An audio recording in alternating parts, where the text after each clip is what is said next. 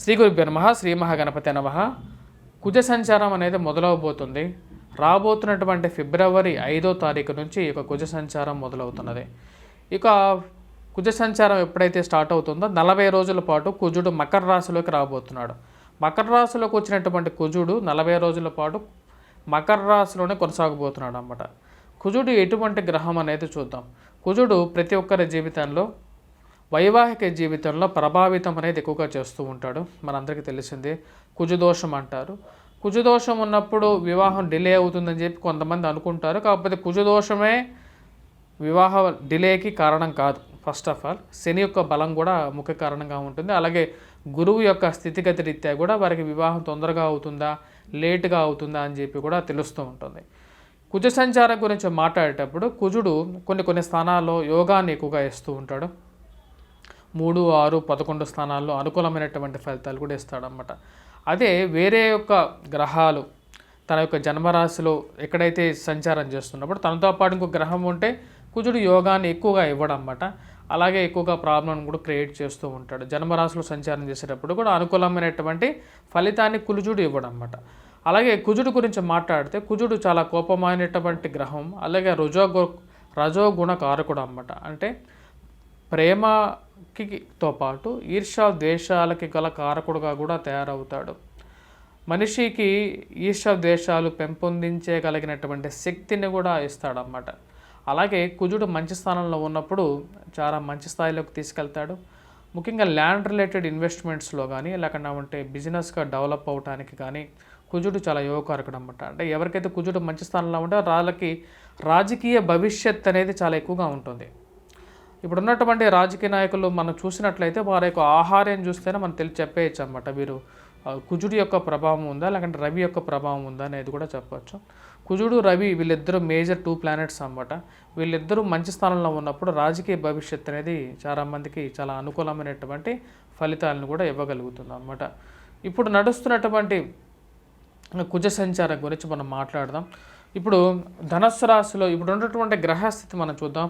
గురువు ఇప్పుడు మేషంలో గురు సంచారం అనేది ఉంది. అలాగే రాహువు వచ్చేటప్పటికి మనం చూసినట్లయితే మీనంలో రాహువు, మరి దాని నుంచి సప్తమంలో అంటే కన్యలో కేతువు, బుధుడు వృచ్చికలో, శుక్రుడు వచ్చేటప్పటికి మనం చూసినట్లయితే ధనస్సులో ఉన్నాడు అన్నమాట.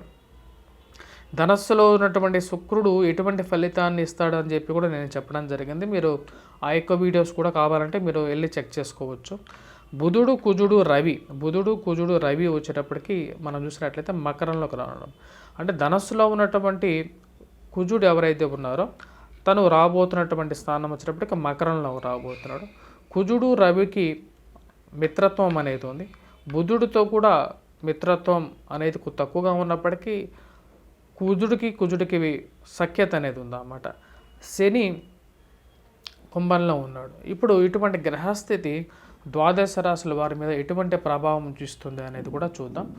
ముందుగా ఇప్పుడు ఉన్నటువంటి గ్రహస్థితి రీత్యా రవి వచ్చేటప్పటికి శ్రవణ నక్షత్రంలో ఉన్నాడు. అలాగే కుజుడు వచ్చేటప్పటికి ఉత్తర నక్షత్రంలో, అలాగే బుధుడు వచ్చేటప్పటికి మకర రాశిలో ఉన్నాడు. అలాగే ఉత్తరాషాఢ నక్షత్రంలో కొనసాగుతున్నాడు. గురువు భరణి నక్షత్రంలో, శుక్రుడు వచ్చేటప్పటికి పూర్వాషాఢ నక్షత్రంలో ఉన్నాడు. శని శతభిష నక్షత్రంలో, రాహువు వచ్చేటప్పటికి రేవతి నక్షత్రంలో, కేతు వచ్చేటప్పటికి చిత్తా నక్షత్రం 1వ పాదంలో కొనసాగుతుంది అన్నమాట. ఇటువంటి గ్రహస్థితి ద్వాదశ రాశుల వారి మీద ఎటువంటి ప్రభావం చూపిస్తుంది అనేది చూద్దాం.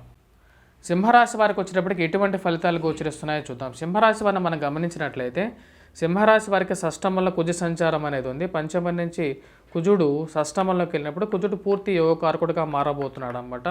వృత్తి వ్యాపార రీత్యా కూడా అనుకూలంగా ఉంటుంది. శుక్రుడు కూడా పంచమంలో ఉన్నాడు. అనుకూలమైనటువంటి ఫలితాలు ఇవ్వగలుగుతాడు అన్నమాట. పుత్ర సంబంధితమైన వ్యవహారాలు, పిల్లల గురించి ఎదుగుదల గురించి, పిల్లల యొక్క సంతానం గురించి ఎవరైతే ప్రయత్నిస్తున్నారో వారికి కూడా అనుకూలమైనటువంటి ఫలితాలు ఇవ్వగలుగుతాడు.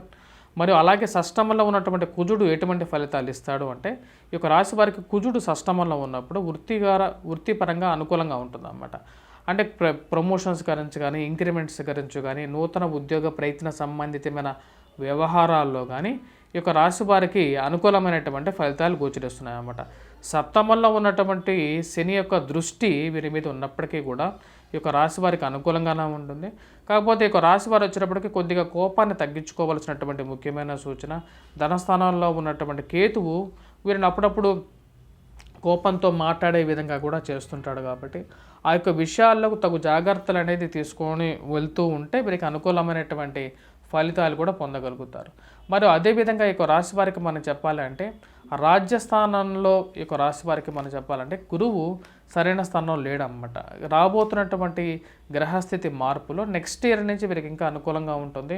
ఇప్పుడు 40 రోజుల ప్రకారంగా అంటే ఇప్పుడైతే ఫిబ్రవరి 5 నుంచి మార్చి 15 వరకు వీరికి చాలా అనుకూలమైనటువంటి ఫలితాలు రాబోతున్నాయి అన్నమాట. వృత్తిపరంగా చాలా అనుకూలంగా ఉంటుంది.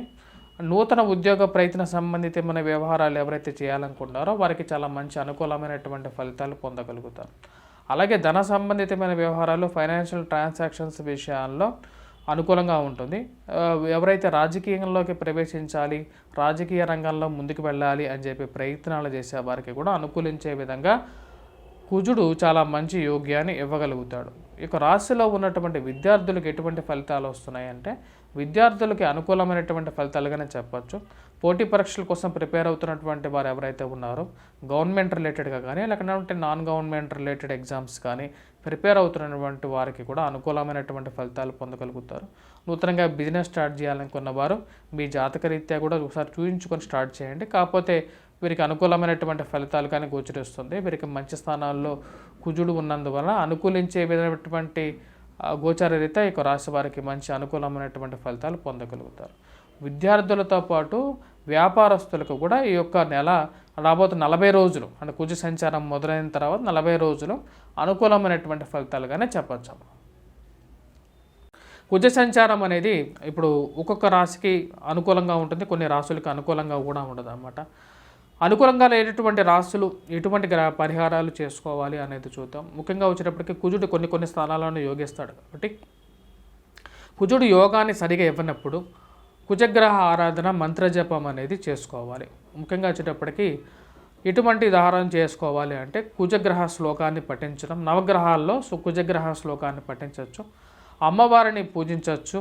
దుర్గాదేవిని పూజిస్తే రాహుగ్రహ ప్రభావం నుంచి బయటికి రావటం అనేది జరుగుతుంటుంది. అలాగే మనం సుబ్రహ్మణ్యేశ్వర స్వామి ఆరాధన చేసినట్లయితే అనుకూలమైనటువంటి ఫలితాలు పొందగలుగుతారు. అలాగే మనం హనుమంతుడికి పెట్టినటువంటి సింధూరాన్ని ధరించినట్లయితే మనకు ఈ యొక్క కుజగ్రహ నుంచి విముక్తి పొందడం అనేది జరుగుతుంది అన్నమాట. మంగళవారం పూట రెడ్ కలర్ డ్రెస్ అనేది కూడా అనుకూలించే విధంగా కూడా ఉంటుంది.